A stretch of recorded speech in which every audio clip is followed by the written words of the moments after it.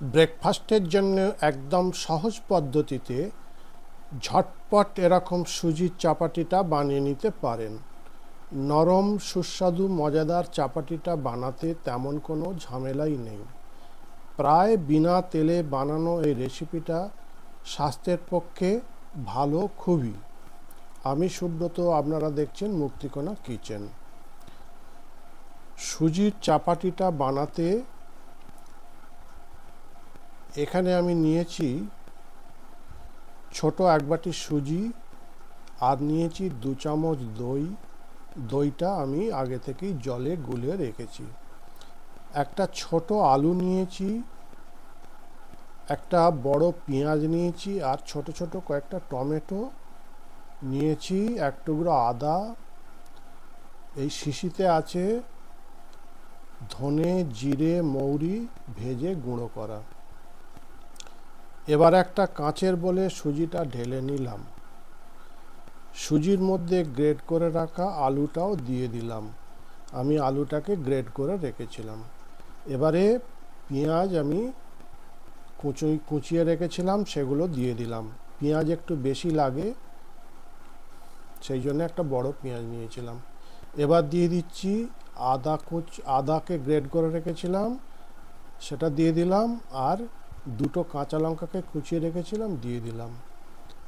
আর টমেটোগুলো কুচিয়ে রেখেছিলাম, দিয়ে দিলাম। স্বাদ মতো নুন দিতে হবে। আমি এখানে 1 চামচ আর সামান্য একটু নুন দিয়ে দেব। সব উপকরণগুলো একসাথে মেখে নিতে হবে। একটু ধনে, জিরে, মৌরি গুঁড়োর পাউডার ওই শিশি থেকে নিয়ে দিয়ে দিলাম। দইটাও দিয়ে দিলাম। আর এখন একটুকু জল দেব না, দইটার মধ্যে যে জলটা ছিল সেইটা দিয়ে আমি সব কিছু উপকরণকে মিশিয়ে নিয়ে মেখে নিচ্ছি। মাখাটা খুব ভালো করে মাখতে হবে।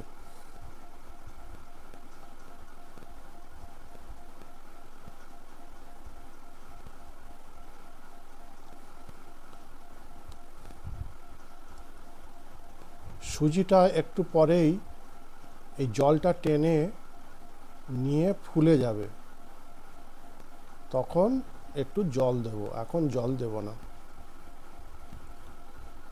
একটু হলুদ গুঁড়ো দিয়ে দিলাম।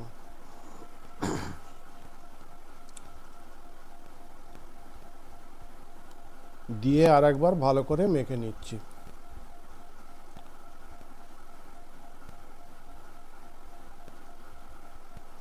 সব উপকরণগুলো ভালো করে না মাখলে চাপাতিগুলো খেতে ভালো লাগবে না। এবার আমি আধ ঘন্টার জন্যে একে ঢাকা দিয়ে রেখে দেব।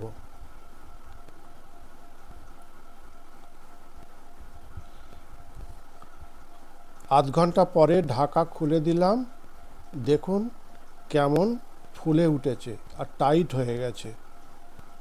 এবার এর মধ্যে হাফ কাপের মতো জল দিয়ে দেব। তবে জলটা বেশি দেওয়া যাবে না, পাতলা হয়ে গেলে অসুবিধে আছে।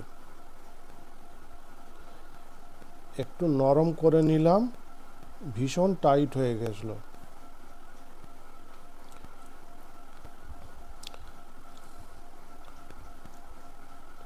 এবার একটু চিনি দিয়ে দিলাম, 1 চামচেরও কম চিনি দিলাম।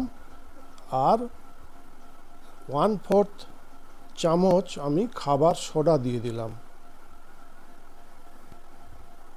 আর এই সাদা তেলে একটা তড়কা ভেজে রেখেছিলাম, যেটায় সর্ষে আর ক্যারি পাতা আছে, এইগুলোকে ফুটিয়ে রেখেছিলাম, সেটা ঢেলে দিলাম। এই ক্যারি পাতার যে তড়কাটা, এটা দিলে টেস্টটা ভালো হবে। আবার সব কিছু ভালোভাবে মিশিয়ে নিতে হবে। একটা স্প্যাচুলা দিয়ে মিশিয়ে নিচ্ছি।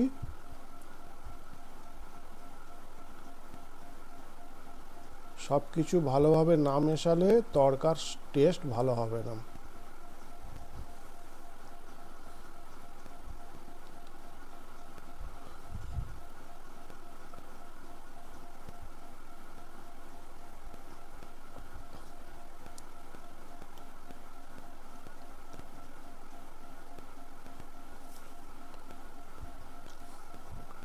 মেশানো হয়ে গেছে, এবার ওভেনে প্যান বসিয়ে দেব।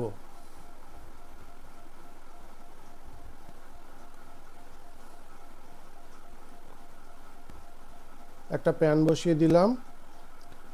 প্যানটা গরম হলে সামান্য তেল দিয়ে আর একটু ব্রাশ করে নিচ্ছি। প্যানটা গরম হয়ে গেছে, এবার 2 হাতা সুজির গোলা প্যানে আমি দিয়ে দেব। দিয়ে হাতার উল্টো পিঠ দিয়ে চাপাটির আকারে শেপ করে আমি মেলে দিলাম। ঢাকা দিয়ে আমি কয়েক মিনিট এটাকে ভেজে নেব।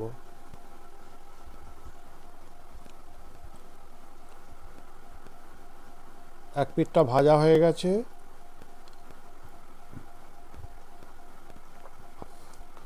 দেখতেই পাচ্ছেন কেমন ব্রাউন হয়ে গেছে। এইভাবে একটার পর একটা আমি ভেজে নেব। প্রত্যেকবারই একটু করে ঢাকা দিতে হবে।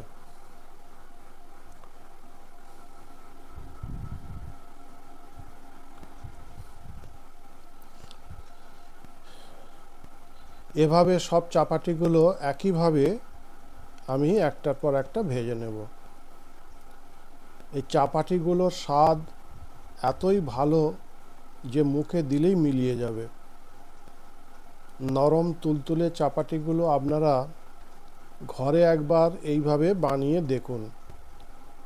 যে কোনো ডাল বা চাটনির সঙ্গে খেতে পারবেন, কিংবা খালি মুখেও খেতে পারবেন। খুবই সুস্বাদু, একদম নরম তুলতুলে।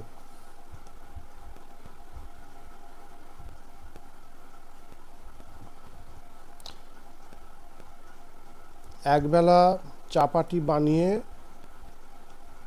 আর একবেলা খেতে পারবেন। ভিডিওটা ভালো লাগলে কমেন্টস, লাইক, শেয়ার করে একটা সাবস্ক্রাইব করতে ভুলবেন না। এতক্ষণ ধরে ভিডিওটা দেখার জন্য সবাইকে ধন্যবাদ। নমস্কার, সবাই ভালো থাকবেন।